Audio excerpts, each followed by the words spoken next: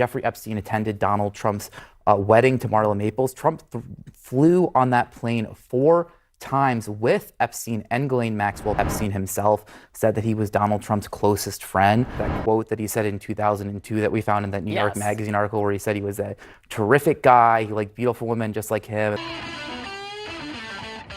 I want to hop into even more reporting, highlighting the close relationship that Trump truly had with Epstein, further tying him to the actions that happened on the island that, of course, MAGA no longer cares about. So if you can, leave us a like on the video. It helps us out a bunch. It gives us a big boost in the algorithm. And let's hop in with some fact checks and context ready. The K-Files' extensive reporting now shows the two shared a close social circle for nearly 2 decades, from private jet flights to high-profile parties, and that's only part of the story.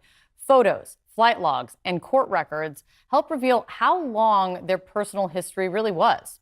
K-Files' Andrew Kaczynski is here with all of that, and it is some extensive research and reporting that you all did.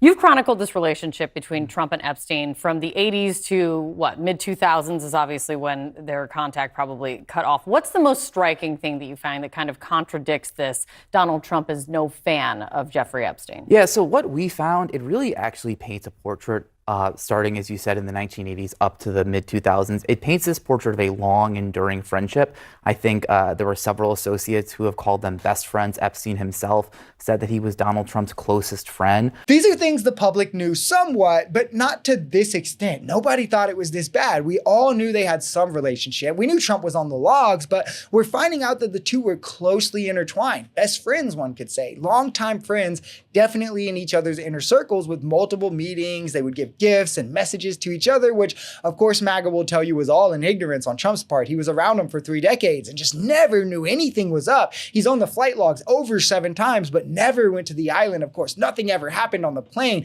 because to MAGA, if it means a Democrat did it, they don't need any evidence. But if it means that Trump did it, then all evidence becomes fake news. These flight logs from Epstein's private jet, which were part of that investigation into Ghislaine Maxwell, and they really tell you a story of how close these guys are. Look at just a few of them. This is in 1993, for instance. This is the same year that we found as well that Jeffrey Epstein attended Donald Trump's wedding to Marla Maples. Trump flew on that plane 4 times with Epstein and Ghislaine Maxwell between Palm Beach, where Mar-a-Lago is, and where Epstein also owns a home. Let's fast forward then to 1994. Trump flew from Palm Beach to Washington, D.C. with his then wife, Marla Maples, his daughter, Tiffany, and a nanny before they returned to New Jersey that day. In August 1995, just he and Eric were on board with Epstein and Maxwell again. They flew from Palm Beach to Teterboro in New Jersey. And then in January 1997, Trump flew with the pair from Palm Beach to Newark, New Jersey. I don't even want to begin diving into the very real, very scary possibilities that Trump bringing his children on a plane with Jeffrey Epstein creates.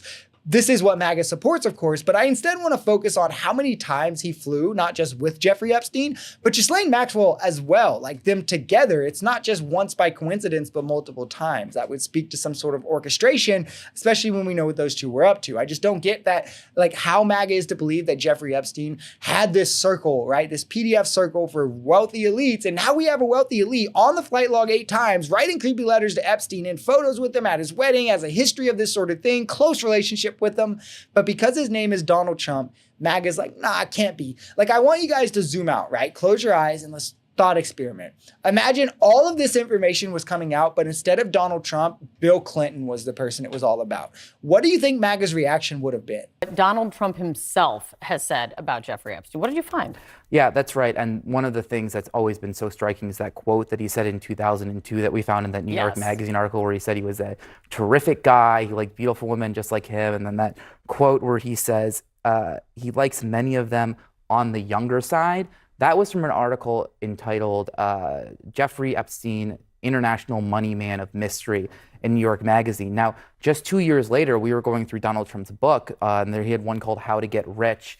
And then we wrote in his book that somebody named Mysterious Jeffrey had called him, and that you could see it right there. That's the passage from his book. He says Jeffrey calls in, but there's actually a lot of activity between these two in 2004. One of the things that was seized from Jeffrey Epstein's home during that initial investigation to him in the mid-2000s were message pads. And on those message pads, there were 2, if you look here, 2 messages from Donald Trump in November of 2004. I mean, come on, guys. This is getting insane to even me. I literally would have never thought the well of Trump clearly is on the list would go this far. Messages, photos, special meetings, flight log, Trump in the files, his cryptic words, the pattern of his behavior, him flipping out as people start to figure this out. Like, what else do we need at this point? The conversation should also serve some utility in pointing out the insane double standard of evidence that MAGA demands, where if it's ever a Democrat, like anything on the left, they'll believe it on a whim, no evidence needed, any conspiracy, because vibes, bro.